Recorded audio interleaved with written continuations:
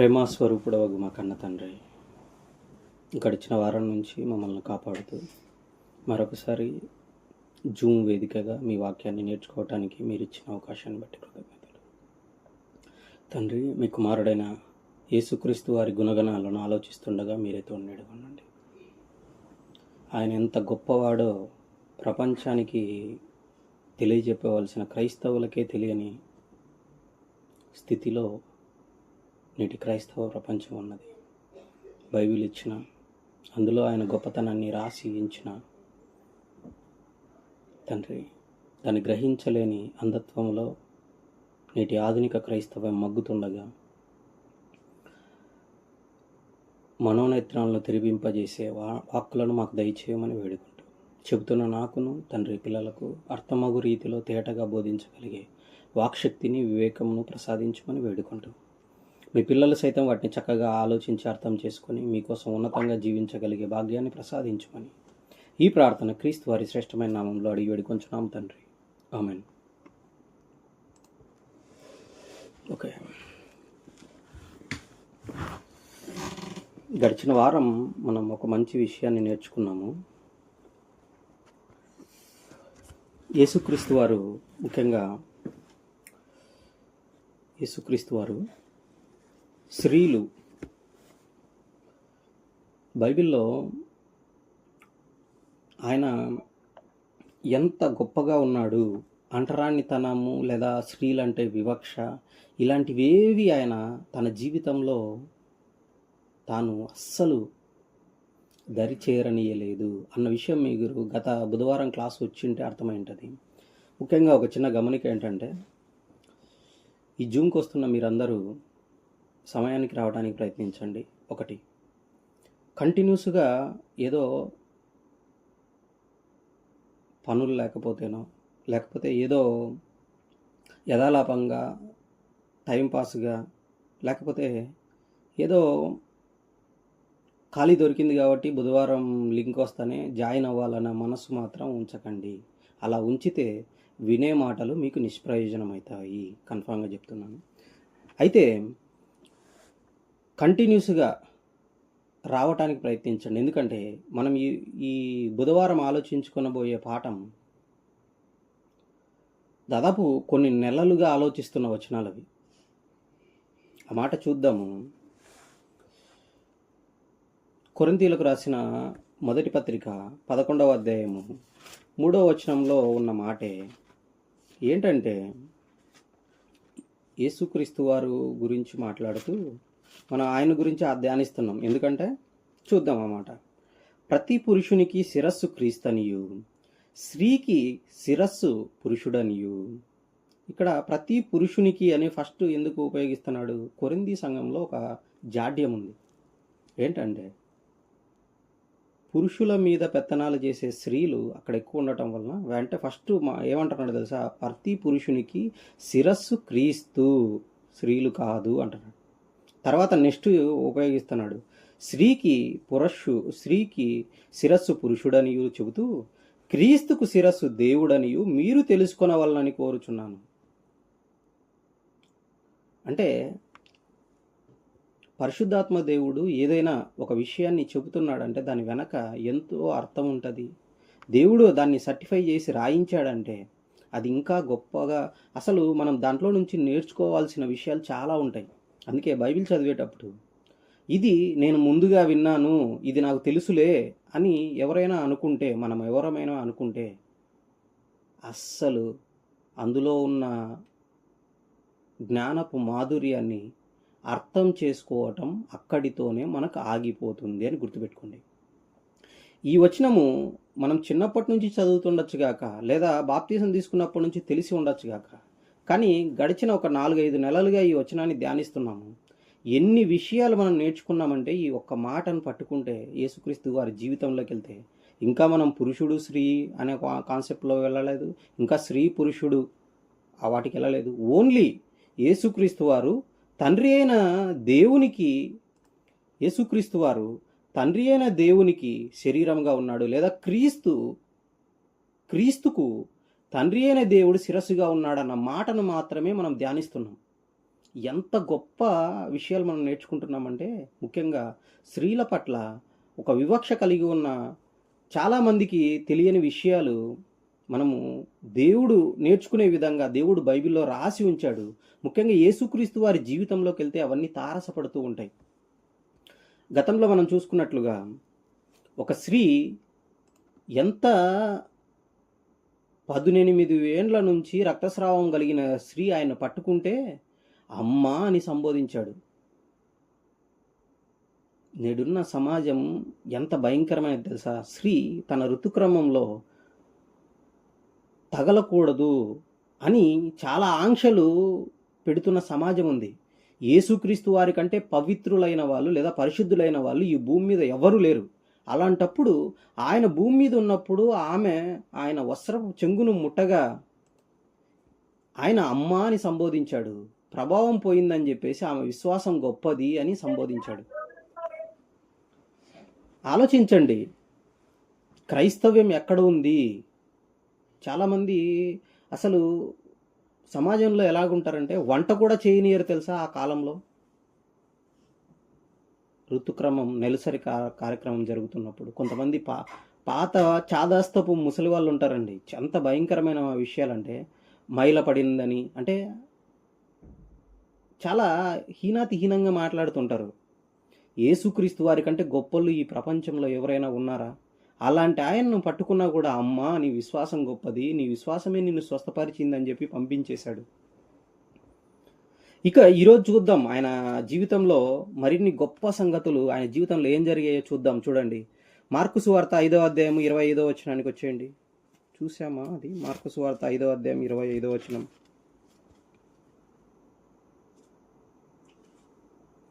ఇదే మనం చూసాము. ఇక లూకాసు వార్త 13వ అధ్యాయము 11వ వచనం నుంచి చూద్దాం. నిజంగా ఇది చాలా అవసరము. లూకాసు వార్త 13వ అధ్యాయము 11వ వచనం నుంచి. బైబిల్ ఎంత గొప్ప పుస్తకమో నిజంగా చెప్తున్నానండి. ఈ బైబిల్ని సరిగ్గా చదవక మూర్ఖులైన వారు దీన్ని బూతుల పుస్తకం అని చాలా భయంకరంగా మాట్లాడుతున్నారు. చూడండి ఎంత గొప్ప గ్రంథమో. ఈ సందర్భాలన్నీ క్రీస్తు కాలంలో అనగా నేటికి 2000 సంవత్సరాల క్రితం జరిగిన, సుమారు 2000 సంవత్సరాల క్రితం ఆయన చేసి చూపించిన విషయాలు. చూడండి, లూకాసు వార్త 13వ అధ్యాయం 11వ వచనం నుంచి. విశ్రాంతి దినమున ఆయన ఒక సమాజ మందిరంలో బోధించుచున్నప్పుడు ఆ మాట అండర్లైన్ చేయండి. బోధించుచున్నప్పుడు 18 ఏండ్ల నుండి బలహీనపరచు దయ్యము పట్టిన ఒక స్త్రీ అచ్చట ఉండెను. 18 ఏండ్ల నుంచి బలహీనపరచు దయ్యము పట్టిన ఒక స్త్రీ ఎక్కడుందంట? దేవాలయంలో ఉంది. ఆ దయ్యము, ఆ ఆత్మ ఏం చేస్తుంది? ఆ స్త్రీని బలహీనపరుస్తుంది. అప్పుడు జరిగిన సందర్భం చూడండి. ఆమె నడుము వంగిపోయి ఎంత మాత్రము చక్కగా నిలవబడలేకుండెను. నడుము వంగిపోయి చక్కగా నిలవబడలేని స్థితి. ఎన్ని సంవత్సరాల నుంచి? 18 ఏండ్ల నుండి. అంటే 18 ఏండ్ల నుంచి సరిగ్గా నించోలేని స్థితిలో ఆవిడ బాధపడుతుంది. అలాంటి పరిస్థితిలో ఉండి ఎక్కడికి వచ్చిందంట? సమాజ మందిరంలోకి వచ్చింది. ఎందుకు? ఆ పరిస్థితిలో ఉంటే, నిలబడలేని పరిస్థితిలో ఉంటే దేవుని సన్నిధికి రావాలనే క్రైస్తవులు ఎవరైనా ఉన్నారా? నిలబడలేని పరిస్థితిలో ఉంటే నేను బైబిల్ చదువుకోవాలి అన్న దృష్టి కానీ, నాకు నేను బైబిల్లో ఉన్న సంగతులు నేర్చుకోవాలన్న దృష్టి కానీ ఎవరికైనా ఉంటుందా? జాగ్రత్తగా ఆలోచించండి.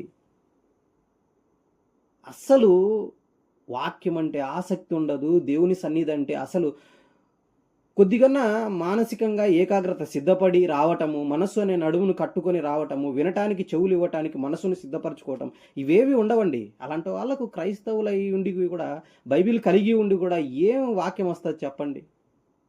పేరుకు మాత్రం మనిషికి ఒక బైబిల్ని పెట్టుకున్నారు. కానీ ఇప్పుడు రాయబడుతున్న మాట చూడండి.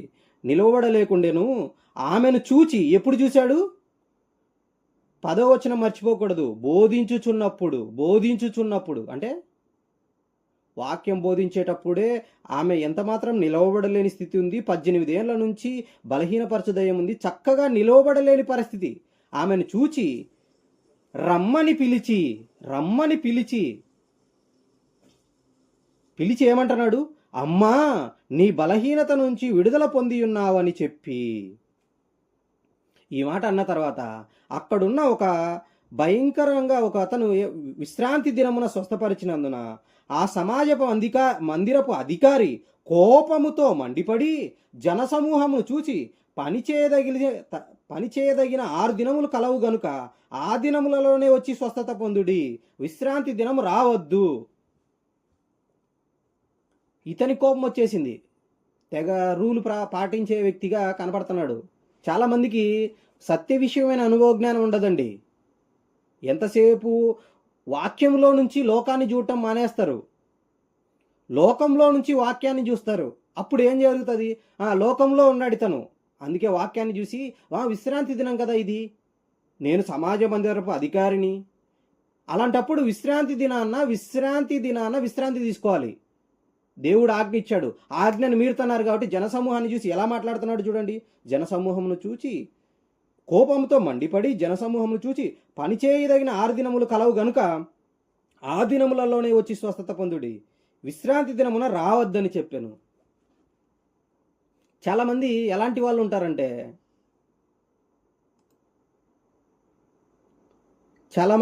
వాళ్ళు ఉంటారంటే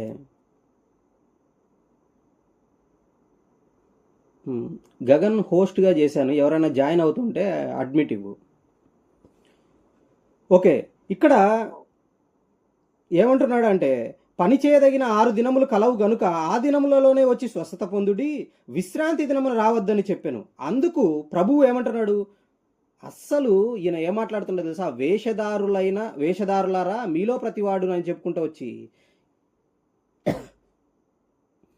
16వ వచనం చూడండి, ఎంత బాగుందో చూడండి. ఇదిగో 18 ఏండ్ల నుంచి సాతాను బంధించిన అబ్రహాము కుమార్తె అయిన ఈమెను విశ్రాంతి దినమందు ఈ కట్ల నుండి విడిపింప తగదా అని అతనితో అనేను. అంటే ఆమె అబ్రహాము కుమార్తె అంటే అబ్రహాముకి ఎలాంటి విశ్వాసం కలిగి ఉన్నాడో అలాంటి విశ్వాసం కలిగిన కుమార్తెగా కనపడుతుంది. అంత భయంకరమైన పరిస్థితిలో ఉన్నా కూడా దేవాలయంలోకి వచ్చి ఆయన బోధిస్తుంటే వింటుంది. నాకు స్వస్థత కావాలని చెప్పి ఆయన మీద పడలేదు, ఆయన ముట్టాలని ప్రయత్నించలేదు, ఆమె స్వస్థపరచమని అడగట్లేదు. ఇది ఒకే రోజు జరిగిందని మీరు అనుకోకండి. ఆమె స్వస్థత కంటే ఎక్కువగా నేను అబ్రహాము కుమార్తెగా బ్రతకాలి, అబ్రహాము పునాదులు గల ఆ పట్టణం కొరకు ఎలా ఎదురు చూశాడో నేను కూడా ఈ భూమి మీద ఉన్నా లేకపోయినా సాతాను నన్ను బంధించింది. ఎలాగా? సరిగ్గా నిలవబడలేని పరిస్థితి. అంటే నడవటం ఎంత భయంకరంగా ఉంటుందో ఒకసారి వచ్చి నడవటం కూడా చాలా కష్టంగా నడిచి వచ్చింటుంది ఆవిడ. నేను సువార్తకి వెళ్ళినప్పుడు ఒక ప్రాంతానికి ఉడుమలకుర్తికి వెళ్తే ఒక ఆవిడ నడవలేని స్థితిలో ఉంటే వాళ్ళ కూతురుని అనుకుంటాను భుజాల మీద ఎత్తుకొని సుమారు ఒక 2 కిలోమీటర్ల నుంచి దేవాలయంలో కనపడాలని ఆవిడ ఎత్తుకొని వచ్చింది. ఆ చిన్న కుమార్తె ఏం కాదు, సుమారు ఒక 15-16 సంవత్సరాల వయసున్న ఆవిడను. వాళ్ళైతే వచ్చి ఆమెకు బాగవ్వాలని ప్రార్థన చేయండి అని అడిగారు. కానీ ఈమె ఎవరంట? అబ్రహాము కుమార్తె. అంటే అబ్రహాము గారికి ఉన్న విశ్వాసం ఉంది ఆవిడకు. అయినా కూడా సాతాను 18 ఏండ్ల నుండి బలహీనపరుస్తుంది, ఆమెను బంధించింది. ఆ మాట చూడండి ఎంత భయంకరంగా ఉందో. ఇదిగో 18 ఏండ్ల నుంచి సాతాను బంధించిన అబ్రహాము కుమార్తె అయిన ఈమెను విశ్రాంతి దినమందు ఈ కట్ల నుంచి విడిపింప తగదా. అంటే ఆవిడ జీవితంలోకి తొంగి చూసే లోపల, ఆమె అంతరంగంలోకి తొంగి చూసే లోపల, ఆమె ఆంతర్యాన్ని ఆయన చూసే లోపల ఆవిడ ఎంత గొప్పగా కనపడుతుంది, అబ్రహాము కుమార్తెగా కనపడుతుంది. అలాంటి పరిస్థితిలో ఉన్న ఆవిడను ఆ బంధకాల నుంచి విడిపించాడు యేసుక్రీస్తు వారు. అంటే ఆలోచించండి, ఆయనకున్న పక్షపాతమా? బైబిల్ గురించి అసలు మినిమం జ్ఞానం కూడా లేని వాళ్ళు కూడా, బైబిల్ను సరిగ్గా చదవటం కూడా చేతగరాని వాళ్ళు కూడా బైబిల్లో స్త్రీల మీద వివక్ష ఉందండి అని సింపుల్గా నోరు ఉంది కదని మాట్లాడేస్తున్నారు. చాలా తప్పు. ఇక్కడ చూడండి, యేసుక్రీస్తు వారు తనే చొరవ తీసుకొని ఆవిడ పరిస్థితిని రమ్మని పిలిచి అమ్మా అని మాట్లాడి ఆవిడ స్వస్థపరుస్తున్నాడు. స్వస్థపరిచినందుకు వేరే వాళ్ళు, ఆ సమాజ మందిరపు అధికారి కోపంతో మండిపడి జనసమూహాన్ని గద్దిస్తుంటే ఈయనేమన్నాడు తెలుసా? ఈమె అబ్రహాము కుమార్తె, ఆమె భక్తి జీవితాన్ని చెప్తున్నాడు. అందుకే యేసుక్రీస్తు వారు చేసినవి అనేక సూచక్రియలుంటే వాటన్నిటిని వివరించి రాయాలనుకుంటే ఈ భూలోకమైనా సరిపోదనుకుంటే వాటన్నిటినీ మించి ఇంపార్టెన్స్ కలిగిన వాటినే దేవుడు పరిశుద్ధాత్మతో రాయించాడంటే ప్రతి దాంట్లో ఎంత సబ్జెక్ట్ ఉంటుందో మీరు ఆలోచించండి. ఏదో బైబిల్ ముందేసేసుకొని మత్తయి సువార్త అయిపోయింది, లూకా సువార్త అయిపోయింది, యోహాను సువార్త అయిపోయింది, మార్కు సువార్త అయిపోయింది, నేను చదివేసిన అనే దృష్టితో ఉంటే, లేదా ఏదైనా ఒక సందర్భాన్ని మనం ఆలోచించేటప్పుడు, ఏదైనా చదివేటప్పుడు ఇది నేను ఆల్రెడీ చదివేసిన, ఈ విషయం నాకు తెలిసిపోయింది అనే దృష్టి మాత్రం కూడదు. ఇంకా ముందుకెళ్దాం, చూడండి ఎంత మంచి మాటలు ఉన్నాయో. లూకా సువార్త 7వ అధ్యాయానికి వచ్చేయండి. లూకా సువార్త 7వ అధ్యాయము చూడండి. లూకా సువార్త 7వ అధ్యాయము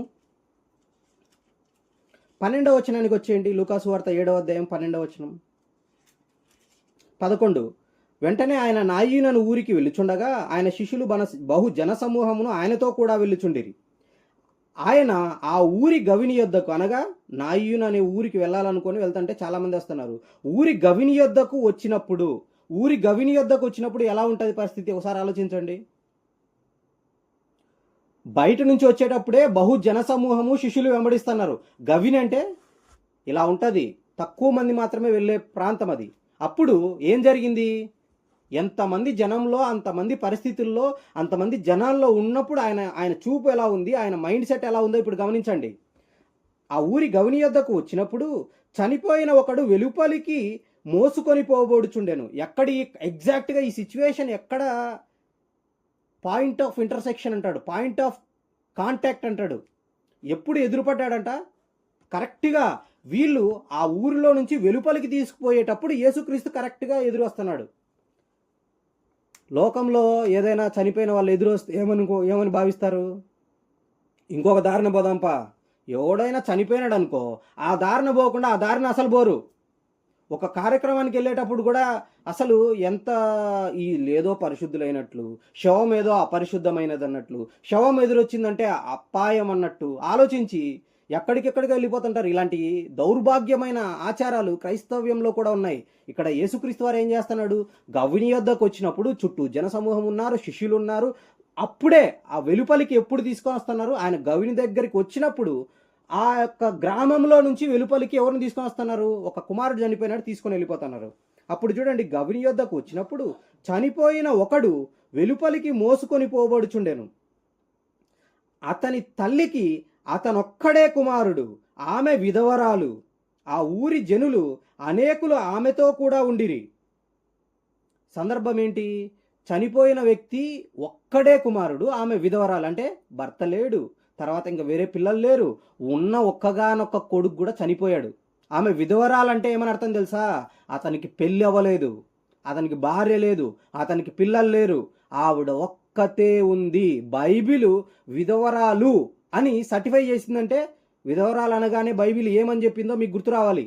60 ఏళ్ళ కంటే వయసు తక్కువ లేక పరిశుద్ధుల పాదములు కడిగి ఇవన్నీ చెప్పుకుంటూ వచ్చాడు కదా. ఈవిడ కూడా అలాంటి పరిస్థితిలో ఉన్నవిడే, 60 ఏళ్ళ కంటే తక్కువ లేకుండా ఉన్న వ్యక్తి. ఎందుకంటే దేవుడు విధవరాలు అని సర్టిఫై చేసినాడంటే విధవరాలులో ఉండవలసిన లక్షణాలన్నీ ఆవిడలో ఉన్నాయని అర్థం. పరిశుద్ధాత్మ దేవుడు సర్టిఫై చేశాడు, లూకా గారి చేత ప్రేరేపణ ఇచ్చి దేవుడు పలికిస్తున్న మాట అది. అలాంటప్పుడు యేసుక్రీస్తు వారు చూసి ఏమన్నాడు? శవం ఎదురొస్తుంది, మనం కాసేపు ఆగి పక్కన నుండేసి వెళ్ళిపోదామన్నాడా? అంతమంది జనసమూహంలో ఇప్పుడు శవం ఎదురొచ్చిందంటే ఈ గవిని దాటి లోపలికి పోవటం ఎలాగా, లేదా పక్కకి వెళ్దామా, ఇలాంటి మైండ్ సెట్ ఏం లేదండి. ఆయన ఏం చేశాడు చూడండి. ప్రభువు ఆమెను చూచి ఆమె యందు కనికరపడి ఏడవద్దని ఆమెతో చెప్పి దగ్గరకు వచ్చి పాడెను ముట్టగా. ఇక్కడ సినిమాలు తీసేవాళ్ళు ఒక చిన్న మిస్టేక్ చేశారు, చెప్తాను చూడండి. పోయి ఆమె చెయ్యి పట్టుకున్నట్టుగా క్లిప్స్లో చూపిస్తుంటారు, కానీ అక్కడ ఏం జరిగింది? ప్రభువు ఆమెను చూచి ఆమె యందు కనికరపడి ఏడవద్దని ఆమెతో చెప్పి దగ్గరకు వచ్చి పాడెను ముట్టగా. అంటే ఆవిడను ముట్టలేదు. బైబిల్ వీడియో ఎడిటింగ్ చేసే వాళ్ళు ఇంత జాగ్రత్తగా అసలు బైబిల్ని ధ్యానించిన వాళ్ళై ఉండాలి. ఆమెను ముట్టలేదు, ఆమెను చూసి కనికరపడి ఏడవద్దని చెప్పి దగ్గరకు వచ్చి పాడెను ముట్టినాడు. పాడెను ముట్టగా ఏం జరిగింది?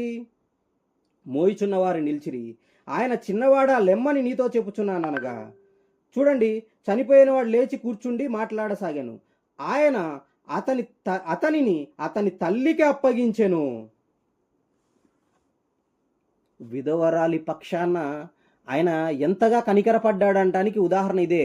ఆవిడ పరిస్థితి ఏంటి? ఆవిడ తన జీవితంలో నిజమైన విధవరాలుగా ఉంది, ఏకాకిగా ఉంది. ఆవిడ జీవితం చూడండి, ఒక్కడి మీద ఆధారపడి ఉంటే తన కుమారుని బ్రతికించి ఆమెకు అప్పగించటం ఇది కాదా అండి? పైగా చెప్పాలంటే ఇక్కడ 2 సందర్భాలు మీరు పట్టుకున్నారో లేదో మళ్ళీ చెప్తున్నా. శవం ఎదురు రావటమే కాదు, విధవరాలు ఎదురొస్తుంది. సంఘ సంస్కర్తలు ఎవరండి అసలు? నిజమైన సంఘ సంస్కర్త మీరు, నేను నమ్మిన యేసుక్రీస్తు కాదంటారా? ఎప్పుడో 1800 కాలంలో లేదా 1900 కాలంలో పుట్టిన వాళ్ళు సంఘ సంస్కర్తలుగా ఈ దేశంలో పిలువబడ్డారు. అంతకంటే ముందే క్రీస్తు శకం అనగా యేసుక్రీస్తు వారు జీవించిన కాలంలో 30వ సంవత్సరం, 31వ సంవత్సరం, 32వ సంవత్సరం, 33వ సంవత్సరం ఆయన చేసిన క్రియలు చూస్తే నిజమైన సంఘ సంస్కర్త ఆయనే అంటారు. ఇంత గొప్ప బైబిల్ను కలిగినందుకు క్రైస్తవులు కూడా అసలు ఈ బైబిల్ యొక్క ఔన్నత్యాన్ని ప్రజలలో ప్రకటించడానికి వెళ్ళిపోవాలి. శవం ఎదురొస్తుంది, ఇంకా చెప్పాలంటే విధవరాలు ఎదురొస్తుంది. అలాంటప్పుడు ఆమెను అసహించుకోకుండా, ఆమె ఎందుకు కనికరపడి శవం ఎదురొస్తుందని ఈసడించుకోకుండా పాడెను ముడుతున్నాడు ఆయన. పాడెను ఎవరైనా ముడతారండి? ఆలోచించండి. యేసుక్రీస్తు ఎంత ఉన్నతమైన భావజాలం కలిగిన వాడో క్రైస్తవులకే అర్థం కాలేదు. అదే నేను చెబుతున్న మాట. దయచేసి బైబిల్ బాగా చదవండి. బైబిల్లో నుంచి లోకాన్ని చూడటం మొదలెట్టండి. లోకంలో తరించిపోయి లోకంలో ఉండి బైబిల్ని చదవటం కాదు. అలా అయితే మనకి ఏమీ రావండి. చూడండి, ఇంకొక సందర్భం చూద్దాం. ఇప్పుడు 7వ అధ్యాయంలోనే ఉన్నాం కదా. 7వ అధ్యాయం 37కి వచ్చేయండి. లూకాసు వార్త 7వ అధ్యాయం 37, 36. పరిసయ్యులలో ఒకడు. పరిసయ్యులు అంటే ఎవరు? దేవుడున్నాడు, ఆత్మ ఉంది అని నమ్మేవాళ్ళు. ఇంకా చెప్పాలంటే వాళ్ళు సమాజంలో ఒక గొప్ప స్థితిలో ఉన్నవాళ్ళు. పరిసయ్యులలో ఒకడు తనతో కూడా భోజనం చేయవలనని ఆయన అడిగాను. ఆయన పరిసయ్యుని ఇంటికి వెళ్ళి భోజన పంక్తిని కూర్చుండగా ఆ ఊరిలో ఉన్న పాపాత్మురాలైన ఒక స్త్రీ యేసు పరిసయ్యుని ఇంట భోజనమున కూర్చున్నాడని తెలిసి ఒక బుడ్డిలో అత్తరు తీసుకుని వచ్చి వెనక తట్టు ఆయన పాదముల యొద్ద నిలవబడి, అంటే యేసుక్రీస్తు వెనక పాదముల యొద్ద నిలవబడి ఏం చేస్తుంది?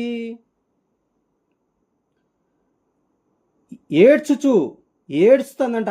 యేసుక్రీస్తు వెనక నిలబడి ఏడుస్తుందంట. ఏడుస్తూ ఏమంటున్నాడు?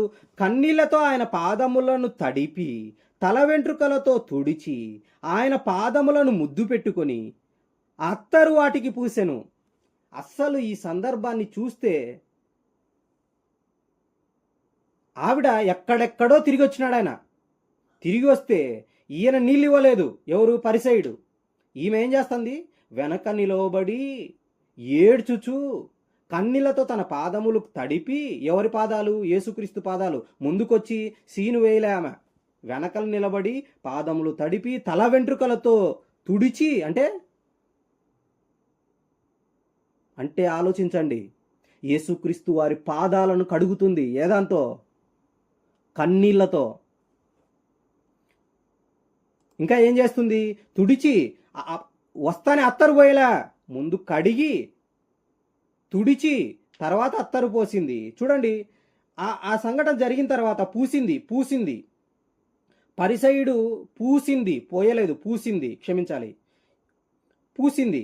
ఆయనను పిలిచిన పరిసయ్యుడు అది చూచి ఈయనే మాట్లాడుతున్నాడు. చూడండి, ఈయన ప్రవక్త అయిన ఎడల, ఆ ప్రవక్త అయిన ఎడల, మోషే చెప్పిన ఆ ప్రవక్త అయిన ఎడల ఈయన నిజంగా మెస్సియా అయితే తన్ను ముట్టుకొనిన ఈ స్త్రీ ఎవతయో ఎటువంటిదో ఎరిగియుండును. ఇది, ఈ మాట చూడండి, ఇది పాపాత్మురాలు అని తనలో తాను అనుకోనేను. ఆ ఊర్లో ఆవిడ ఎలాంటిదో ఆయనకు తెలుసు కదా. ఏమనుకుంటున్నాడు?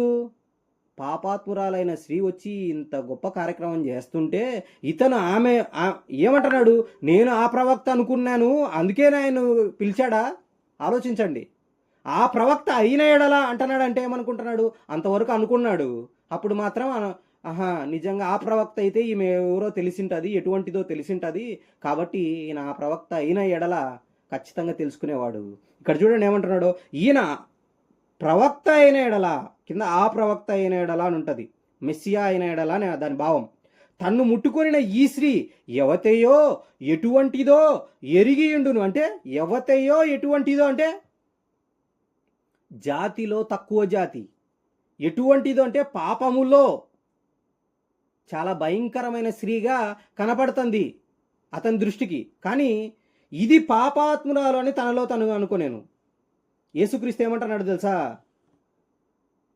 44 చూడండి. ఆ స్త్రీ వైపు తిరిగి సీమోనుతో ఇట్లా, నేను ఈ స్త్రీని చూచుచున్నావే, నేను నీ ఇంటిలోనికి రావుగా నీవు నా పాదములకు నీళ్ళు ఇయ్యలేదు గాని ఈమె తన కన్నీళ్లతో నా పాదములను తడిపి తన తల వెంట్రుకలతో తుడిచెను. నీవు నన్ను ముద్దు పెట్టుకొనలేదు గాని లోపలికి వచ్చినప్పటి నుండి ఈమె నా పాదములు ముద్దు పెట్టుకొనుట మానలేదు. నీవు నూనెతో నా తల అంటలేదు గాని ఈమె నా పాదములకు అత్తరు పూసెను అని. తర్వాత 48లో ఏమన్నాడు తెలుసా? నీ పాపములు క్షమించబడి ఉన్నాయి అని చెప్పి ఆమెతో అన్నాడు. తర్వాత కిందికి వచ్చే లోపల 50 చూడండి, నీ విశ్వాసము నిన్ను రక్షించెను, సమాధానము గలదానవై వెళ్ళుమని చెప్పాను. అంటే ఎక్కడో యేసుక్రీస్తు వారు చెబుతుంటే ఆ మాటలకు చెవిచ్చింది. వినుట వలన విశ్వాసము కలుగును, అది క్రీస్తును గూర్చిన మాట వలన కలుగును. అంటే క్రీస్తును గూర్చిన మాట క్రీస్తు చెబుతున్నప్పుడు విని విశ్వసించి సమాధానము లేక తన పాపాల గురించి తను గద్దించబడి ఆయన దగ్గరికి వెళ్ళి నేను ఖచ్చితంగా ఆయన ప్రేమించాలి, ఆమె అన్నాడు అన్నమాట, ఈమె విస్తారంగా ప్రేమించాను గనక ఈమె విస్తార పాపములు క్షమించబడేను అన్నాడు. అంటానే పోగానే నేను అత్తరు తీసుకొని వచ్చినా పగలగొట్టి నేను తుడిచేస్తా అనుకోలే. ఆవిడ క్రియలు చూడండి, విశ్వాసము దాని క్రియలు, ఆవిడ క్రియలు విశ్వాసము క్రియలతో కూడి కార్యసిద్ధి కలగజేస్తుంది. ఇక్కడ వెనుక నిలవబడింది, ఏడుస్తుంది, కన్నీళ్లతో తుడుస్తుంది, కన్నీళ్లతో తడుపుతుంది, తల వెంట్రుకలతో తుడుస్తుంది, అత్తరు పూస్తుంది. చూడండి ఆవిడ క్రియలు చూడండి. ఆమెను కూడా ఈమె పాపాత్మురాలని ఆయనకు తెలిసినప్పటికీ ఆమెను కూడా ఆయన క్షమించే ఆ మైండ్ సెట్ చూడండి. ఎప్పుడు కరెక్ట్గా భోజనానికి ముందు, మీరెవరైనా భోజనానికి ముందు ఎవరైనా వచ్చి ఇలాంటి కార్యక్రమం చేస్తే ఏం చేస్తారు? కాళ్ళ దగ్గర ఆ పని చేస్తుంటే కాళ్ళతో తంతారు చాలామంది కదా. ఆవిడ క్యారెక్టర్ అంత భయంకరంగా ఉంటే అదే పరిసైడ్ అయితే ఏం చేసేవాడు? ఖచ్చితంగా కాళ్ళతో తన్నేవాడు. ఈమె యువతియో ఎటువంటిదో, ఇది పాపాత్మురాలు, ఇది ఆ పదప్రయోగం చూడండి, అతని మైండ్ ఎలా ఉందో. కానీ యేసుక్రీస్తు అలా అనలేదు. ఈమె అని సంబోధిస్తున్నాడు అతనితో మాట్లాడేటప్పుడు, ఈమె గౌరవంతో మాట్లాడుతున్నాడు. ఇంకా చూద్దాం చూడండి, మార్కు సువార్త 14వ అధ్యాయము, మార్కు సువార్త 14వ అధ్యాయము 3వ వచనం నుంచి 6, 8 ఇక్కడ ఒక చేయి పెట్టుకోండి. ఇది ఎవరు తెలుసా? దానికి కూడా మీకు చూపిస్తాను. మార్కు సువార్త 14వ అధ్యాయము,